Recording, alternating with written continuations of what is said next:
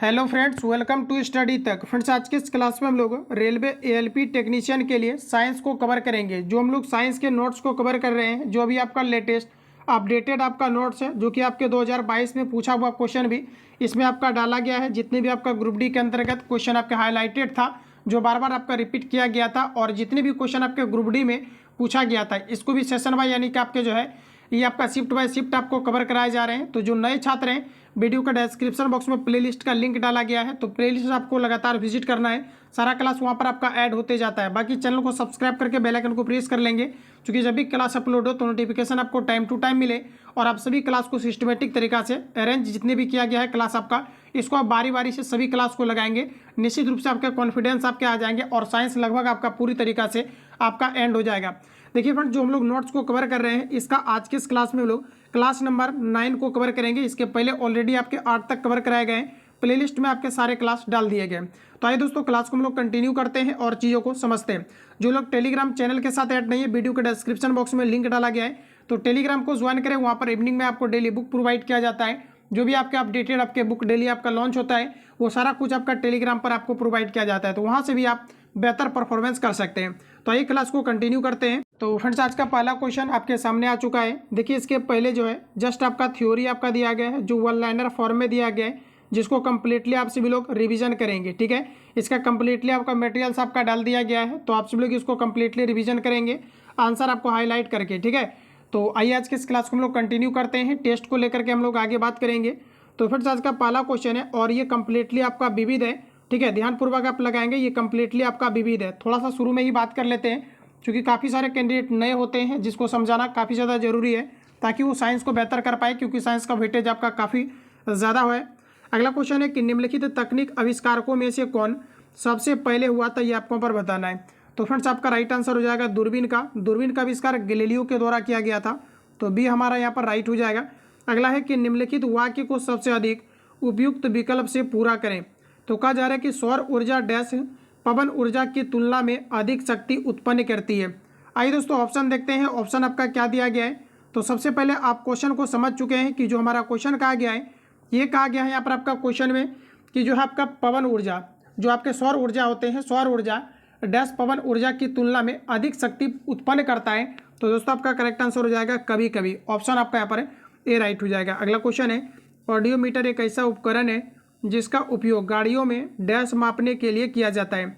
Audiometer के द्वारा गाड़ी के द्वारा चली गई दूरी को मापा जाता है, जबकि दोस्तों स्पीडोमीटर के द्वारा स्पीड को मापा जाता है। तो पहला ऑप्शन हमारा यहाँ पर राइट हो जाएगा।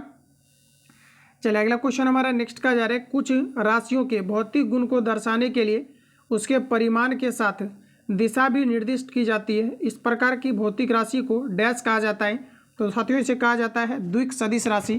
ऑप्शन आपका डी करेक्ट हो जाएगा। चलिए, नेक्स्ट क्वेश्चन हमारा कहा जा रहा है, किसी गर्म भट्टी में उत्सर्जित विकिरण होता है। किसी गर्म भट्टी में उत्सर्जित विकिरण होता है। चलिए, आंसर बताएंगे। तो आपका राइट आंसर हो जाएगा अवरक्त। इसके अलावा दोस्तों याद रखेंगे कि जो आपका रिमोट होता है, इसमें भी आपका अवरक्त विकिरण का निकलता है, अपरक्त विकिरण आपके निकलते हैं। तो ऑप्शन आपका सी करेक्ट हो जाएगा। प्रॉपरली आप याद रखेंगे, ये आपका रेलवे का आपका पूछा हुआ क्वेश्चन है, तो ध्यान रखेंगे। चलिए, अगला क्वेश्चन हमारा नेक्स्ट का जा रहा है कि MRI किसका संक्षिप्त रूप है। MRI को कहते हैं हम लोग मैग्नेटिक रेजोनेंस इमेजिंग। तो यहाँ पर आपका सही आंसर बी हो जाएगा।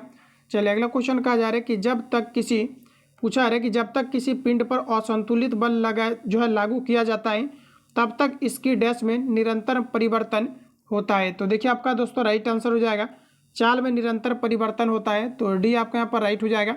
अगला क्वेश्चन है कि कौन सा उपकरण ध्वनि तरंगों को विद्युत संकेतों में परिवर्तित करता है। तो देखिए फ्रेंड्स, याद रखेंगे, ऑप्शन आपका ए करेक्ट हो जाएगा, माइक्रोफोन। कहा जा रहा है कि कौन सा उपकरण ध्वनि को विद्युत संकेत में परिवर्तित करता है। ऑप्शन आपका ए करेक्ट हो जाएगा, माइक्रोफोन। देखिए, आज मैंने जो आपका टेस्ट 1 को अपलोड किया हुआ है साइंस का, आप देखेंगे तो मैक्सिमम क्वेश्चन उसमें आपसे बन गया होगा। लगभग 35 आप बिल्कुल साइंस में आप बना पाए होंगे।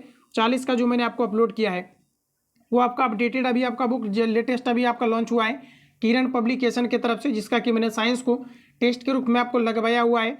तो आप देखेंगे तो ये नोट्स जो भी छात्र कवर किए हैं प्रॉपर तरीका से, आप यकीनन मानिए और मैं आपको विश्वास दिलाता हूँ कि क्वेश्चन आपसे नहीं छूटता होगा। अगर आपसे क्वेश्चन छूट रहा है तो आप कमेंट करके ज़रूर बताएंगे, और जहाँ पर आपकी कमियाँ हैं लगातार इसमें आपका सेशन बाय सेशन दिया गया है, तो आप सभी लोग इसको रिवीजन करेंगे क्योंकि इसका कंप्लीटली मटेरियल्स आपको आंसर हिट करके आपको दे दिया गया है। तो फ्रेंड्स अगला क्वेश्चन हमारा कहा जा रहा है कि निम्न में से कौन सा कथन गलत है, ये आपको पर पूछा जा रहा है।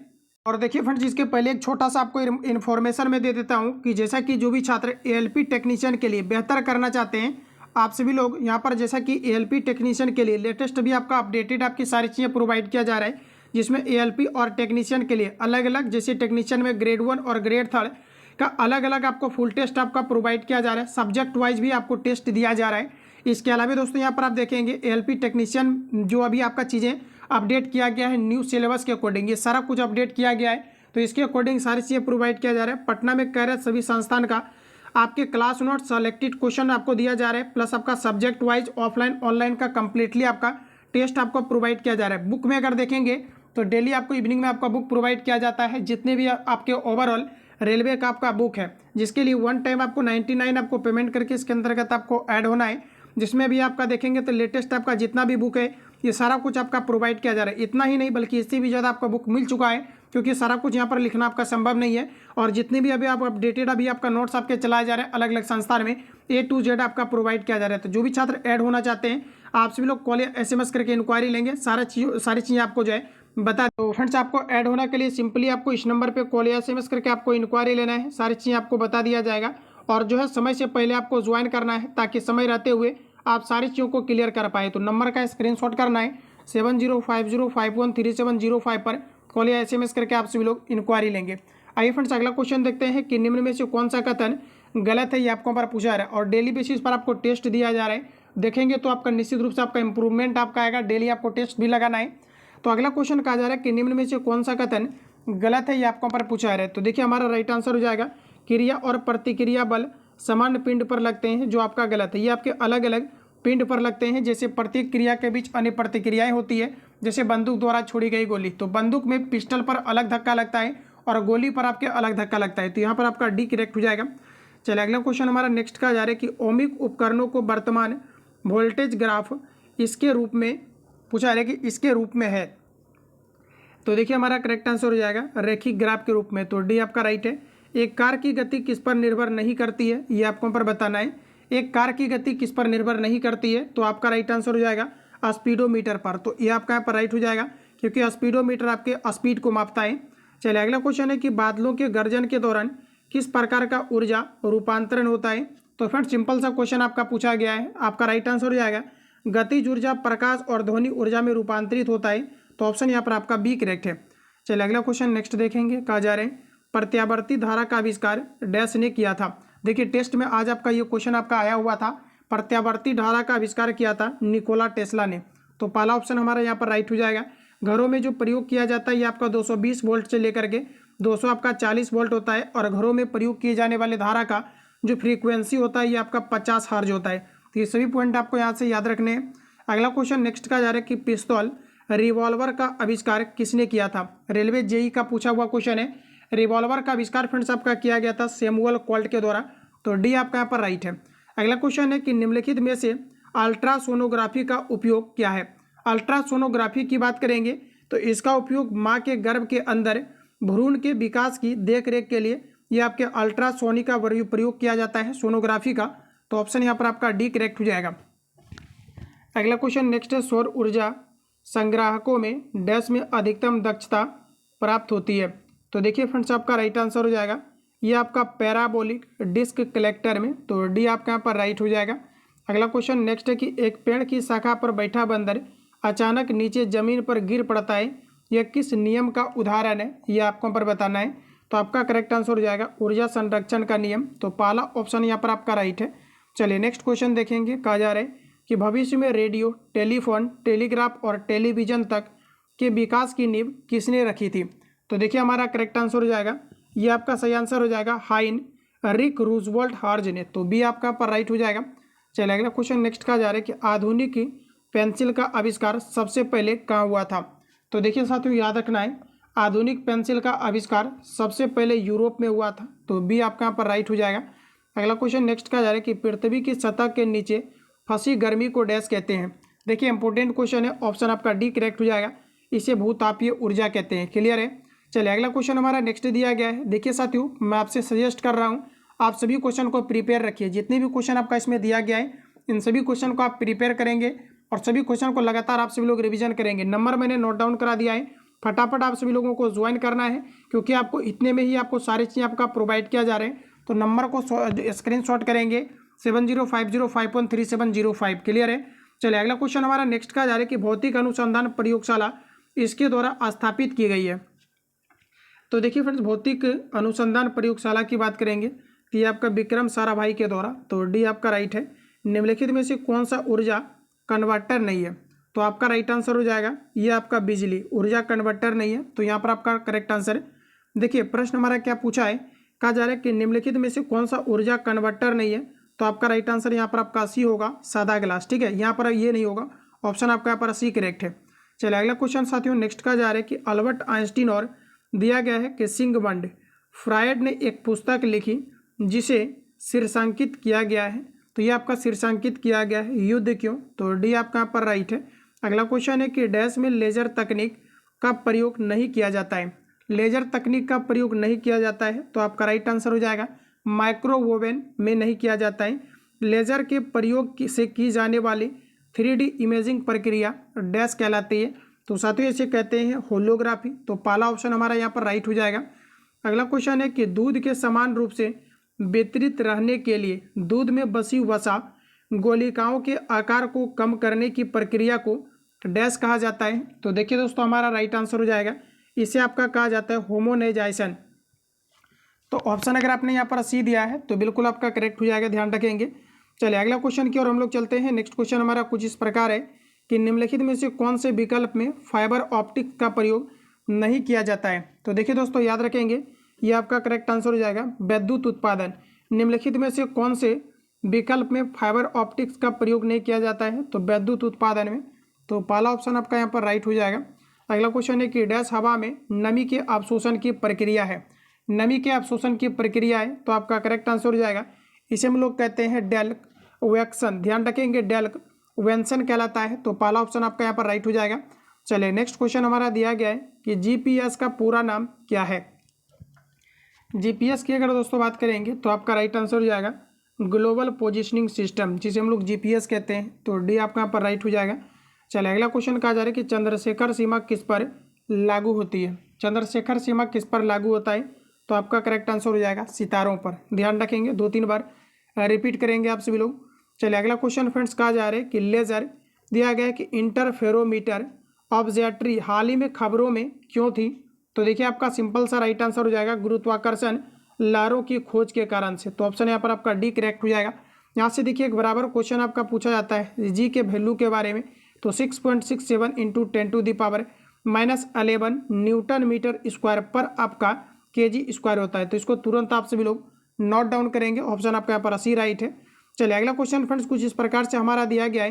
कहा जा रहा है कि गर्मी और तापमान और उसके ऊर्जा और काम के संबंध से संबंधित भौतिकी की शाखा को उष्मा प्रौद्योगिकी कहा जाता है, जिसे हम लोग थर्मोडायनेमिक्स कहते हैं। तो यहाँ पर देखिए आपका जो राइट आंसर हो जाएगा ऑप्शन आपका बी करेक्ट हो जाएगा, उष्मा प्रौद्योगिकी कहा जाता है। तो बी आपका पर राइट हो जाएगा। चलिए अगला क्वेश्चन हमारा नेक्स्ट दिया गया है कि वह कौन सा उपकरण है जो विद्युत ऊर्जा के एक रूप को दूसरे रूप में परिवर्तित कर देता है, आमतौर पर एक सिग्नल को दूसरे सिग्नल में बदल देता है? तो आपका राइट आंसर हो जाएगा ये आपका ट्रांसड्यूसर कहलाता है। तो सी आपका यहाँ पर राइट। अगला क्वेश्चन है कि परमाणु बम का आविष्कार करने वाली टीम का हिस्सा निम्नलिखित में से कौन थे? परमाणु बम का आविष्कार करने वाला आपका बी करेक्ट हो जाएगा, जूलियस ओपेनहीमर था। तो बी अगर आपने दिया है तो बिल्कुल आपका राइट हो जाएगा। अगला क्वेश्चन है कि थॉमस दिया गया है पर आपका क्लिकफर्ड अल्बर्ट डैश के आविष्कार से जुड़े थे। तो देखिए दोस्तों आपका राइट आंसर हो जाएगा क्लिनिकल थर्मोमीटर से। तो बी आपका राइट हो जाएगा। पूछा हुआ क्वेश्चन है, रिपीट करेंगे। थॉमस क्लिकफर्ड अल्बर्ट डैश के आविष्कार से जुड़े थे। तो आपका राइट आंसर हो जाएगा क्लिनिकल थर्मोमीटर से। तो बी आपका यहाँ पर बिल्कुल राइट हो जाएगा। अगला क्वेश्चन है, कहा जा रहा है कि एंटेनियो कहा जा रहा है यहाँ पर आपका कि मेवसी डैश के आविष्कार से संबंधित है। तो फ्रेंड्स आपका राइट आंसर हो जाएगा टेलीफोन से। तो पहला ऑप्शन हमारा यहाँ पर राइट है। अगला है प्रत्यावर्ती धारा का आविष्कार डैश द्वारा किया गया था। अभी देखिए जस्ट ये क्वेश्चन आपका कवर हो चुका है।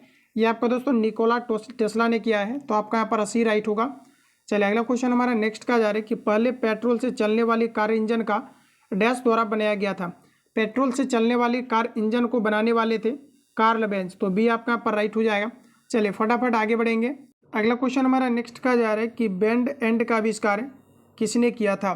देखिए बेंड एंड का आविष्कार किसने किया था, तो देखिए आपका राइट आंसर हो जाएगा एर्ल डिक्सन ने, तो ये आपका यहाँ पर राइट है। मोबाइल फ़ोन का आविष्कार किसने किया था, चलिए आंसर लगाइए। मोबाइल फ़ोन का जो दोस्तों आविष्कार करने वाले हैं ये आपके मार्टिन कूपर है, ध्यान रखेंगे ऑप्शन आपका यहाँ पर सी करेक्ट हो जाएगा। अगला क्वेश्चन नेक्स्ट का जा रहा है कि बाइफोकल लेंस का आविष्कार किसने किया था। देखिए दोस्तों अगर बाइफोकल लेंस की बात करी जाए आपका बेंजामिन फ्रैंकलिन ने किया था। इसके अलावा तड़ित चालक का निर्माण किसने किया था, तो ये भी आपका जेम्स बेंजामिन फ्रैंकलिन के द्वारा किया गया था। तड़ित चालक कॉपर का बना होता है। चलिए अगला क्वेश्चन कहा जा रहा है कि मोटरसाइकिल दुर्घटना के दौरान हेलमेट डैश को कम करने के लिए सहायक होता है, तो आपका राइट आंसर हो जाएगा आवेग को, तो ऑप्शन आपका यहाँ पर ए करेक्ट है। चलिए अगला क्वेश्चन की ओर बढ़ते हैं। अगला क्वेश्चन कुछ इस प्रकार से है। अगला क्वेश्चन है कि सौर ऊर्जा संग्राहकों यानी कलेक्टर में अधिकतम क्षमता डैश में प्राप्त है, तो देखिए दोस्तों आपका राइट आंसर क्या होगा। तो प्रश्न हमारा कहा जा रहा है कि सौर ऊर्जा संग्राहकों में अधिकतम क्षमता डैश में प्राप्त है, तो देखिए आपका यहाँ पर सी करेक्ट हो जाएगा पाराबोलाइड डिस्क संग्राहक, तो सी आपका यहाँ पर बिल्कुल राइट हो जाएगा। अगला क्वेश्चन है कि निम्नलिखित में से किस वैज्ञानिक ने पदार्थों की पांचवी अवस्था के लिए कुछ गणना की थी, तो देखिए आपका राइट आंसर हो जाएगा सत्येंद्र नाथ बोस ने, तो ये आपका यहाँ पर जो है राइट हो जाएगा। चलिए अगला क्वेश्चन कहा जा रहा है फाउंटेन पेन का आविष्कार किसने किया था। फाउंटेन पेन जो कि आपके प्रीवियस ईयर में कई बार क्वेश्चन आपका रिपीट हुआ है, तो ये आपका किया गया है लेविस, ये आपका वाटरमैन के द्वारा। डायरेक्ट ऑप्शन में आपको वाटरमैन दिया रहता है, तो ध्यान रखेंगे फाउंटेन पेन का आविष्कार किसने किया था, तो लेविस ही वाटरमैन ने, तो बी आपका यहाँ पर राइट हो जाएगा। अगला क्वेश्चन है कि सन 1902 में पहली बार बड़े पैमाने पर विद्युतीय एयर कंडीशनिंग का आविष्कार और इसका प्रयोग किसके द्वारा किया गया था, तो सिंपल सा क्वेश्चन है, आपका राइट आंसर हो जाएगा ये विलियस कैरियर ने किया था, तो ऑप्शन आपका यहाँ पर ए राइट हो जाएगा। अगला क्वेश्चन है सिलाई मशीन के निरूपित किस्म के आविष्कार के लिए प्रथम अमेरिकी पेटेंट किसे प्रदान किया गया था। देखिए इंपोर्टेंट क्वेश्चन है, याद रखेंगे ऑप्शन आपका यहाँ पर एक करेक्ट हो जाएगा, एलायस होबे को किया गया था, तो पहला ऑप्शन हमारा राइट। अगला है थर्मोस्कोप का आविष्कार किसने किया था। थर्मोस्कोप का आविष्कार किसने किया था, तो आपका राइट आंसर हो जाएगा गैलीलियो ने, तो ऑप्शन आपका यहाँ पर ए करेक्ट है।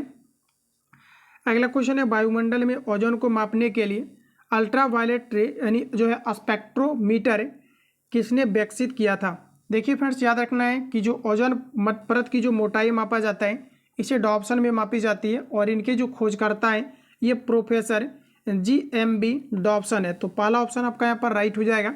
चलिए नेक्स्ट क्वेश्चन कहा जा रहा है कि 1831 में विद्युत का प्रौद्योगिकी के क्षेत्र में उपयोग तब व्यवहारिक हो गया है जब डैश ने विद्युत डायनेमो की खोज किया था।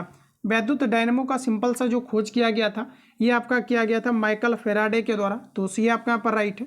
अगला है कि जो है फर्सी, क्वेश्चन हमारा कुछ इस प्रकार से कहा जा रहा है कि फर्सी स्पेसर पूछा रहे कि स्पेसर द्वारा आविष्कृत प्रथम व्यापारिक रूप से उपलब्ध आधुनिक माइक्रोवेव दिया गया ओवन को कहा जाता है, तो देखिए दोस्तों आपका राइट आंसर हो जाएगा इसे रडार रेंज कहा जाता है, ऑप्शन ए आपका सही है।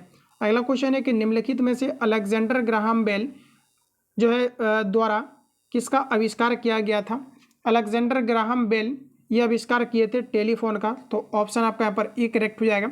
चलिए अगला क्वेश्चन हमारा नेक्स्ट कहा जा रहा है कि निम्नलिखित में से किसमें परिवर्तन करके किसी पदार्थ को एक अवस्था से दूसरे में परिवर्तित किया जा सकता है, तो आपका राइट आंसर हो जाएगा तापमान में, डी आपका राइट है। अगला क्वेश्चन कुछ इस प्रकार से है अनौपचारिक कहा जा रहा है कि अनौपचारिक रूप से खगोलीय दूरी को व्यक्त करने के लिए लंबाई की कौन सी इकाई का प्रयोग किया जाता है। देखिए फ्रेंड्स बड़ा ही इंपॉर्टेंट क्वेश्चन है, ऑप्शन आपका सी करेक्ट हो जाएगा प्रकाश वर्ष। आपको पूछा जाता है एक लाइट ईयर बराबर कितना होता है, यानी एक प्रकाश वर्ष बराबर 9.46 इंटू 10⁻15 मीटर के इक्वल होता है। अगर रेयर केस में आपको किलोमीटर में पूछा जाता है 1000 से आप सभी लोग भाग देंगे तो 10⁻⁴ आपका 12 किलोमीटर हो जाएगा, तो ध्यान रखेंगे। अगला क्वेश्चन है कि कौन सा यंत्र समुद्र के स्तर से ऊपर की वस्तुओं को देखने के लिए पनडुब्बी में प्रयोग किया जाता है, तो देखिए फ्रेंड्स इसमें आपका प्रयोग किया जाता है पेरिस्कोप का, तो डी आपका राइट है। ये सभी क्वेश्चन आपको याद होने चाहिए, डायरेक्ट आपको हिट करने हैं। अगला है वायुमंडलीय दबाव को मापने के लिए किस उपकरण का प्रयोग किया जाता है। इसमें दोस्तों आपका किया जाता है वायुमंडलीय दबाव के बारे में पूछा रहे, तो हमारा राइट आंसर हो जाएगा बैरोमीटर का, तो बी आपका यहाँ पर राइट है। अगला क्वेश्चन का है विभवांतर को मापने के लिए डैश उपकरण का प्रयोग किया जाता है। विभवांतर की अगर फ्रेंड्स बात करेंगे ऑप्शन आपका डी करेक्ट हो जाएगा, वोल्ट मीटर का प्रयोग किया जाता है। चलिए नेक्स्ट क्वेश्चन देखते हैं। कहा जा रहा है कि सर्किट में बिजली के प्रवाह का पता लगाने हेतु निम्नलिखित में से किस उपकरण का प्रयोग किया जाता है। इसमें मुझे लगता है कि आपका मैक्सिमम क्वेश्चन आपके बनने चाहिए। अगर आप इसमें मैक्सिमम क्वेश्चन नहीं बना पा रहे हैं तो आप बिल्कुल आप वीक छात्र माने जाएंगे, क्योंकि ये सभी क्वेश्चन आपके बनने चाहिए। और खास करके देखा जाए तो टेक्नीशियन और एलपी के अंतर्गत साइंस का काफ़ी ज़्यादा वेटेज है, जो आपके डिसाइडिंग आपका सब्जेक्ट है रिजल्ट को क्रैक करने के लिए। क्योंकि फ्रेंड्स आप निश्चित रूप से अगर देखेंगे तो साइंस जो आपका पूछा जाता है ये आपका मैक्सिमम आपके बेसिक साइंस आएंगे। एलपी के अंतर्गत जो आपका साइंस आएगा इसमें आपका 2 से 3 क्वेश्चन ही आपका इंजीनियरिंग आपका ड्राइंग का आपका पूछा जाता है। बाकी आपके सभी बेसिक साइंस रहते हैं और टेक्नीशियन में तो फुल्ली आपका बेसिक साइंस आपका है ही। तो आपको साइंस बेहतर तरीका से आपको देखना है, क्योंकि टाइम मैनेजमेंट आपको यही कराएगा। क्योंकि इसमें आप बिना पेन चलाए डायरेक्टली इसमें आंसर आप हिट कर सकते हैं, जिसमें 1-2 आपके न्यूमेरिकल भी आपके पूछे जाएंगे। तो न्यूमेरिकल आपको कंप्लीटली कराया ही जा रहा है और वीडियो के डिस्क्रिप्शन बॉक्स में जो आपका पीडीएफ डाला गया है इसका कंप्लीटली आपको न्यूमेरिकल का सॉल्यूशन भी दिया गया है। तो वहाँ से कंप्लीटली आप चीज़ों को क्लियर करेंगे। अगला क्वेश्चन है कि सर्किट में बिजली के प्रभाव का पता लगाने हेतु निम्नलिखित में से किस उपकरण का प्रयोग किया जाता है। तो देखिए आपका राइट आंसर हो जाएगा गैल्वेनोमीटर का। ऑप्शन आपका ये करेक्ट हो जाएगा, जो धारा की दिशा को पता लगाता है और इसे दोस्तों आपके समांतर क्रम में जोड़ा जाता है। तो ध्यान रखेंगे। अगला क्वेश्चन कहा जा रहा है कि एक शाफ्ट की आवर्धन गति को निर्धारित करने के लिए डैश का इस्तेमाल किया जाता है। तो देखिए हमारा करेक्ट आंसर हो जाएगा, इसमें आपका टेकोमीटर का किया जाता है। आज देखिए ये जो टेस्ट का क्वेश्चन था उसमें ये आपका पहला या दूसरा नंबर यही क्वेश्चन था आपका, ध्यान रखेंगे।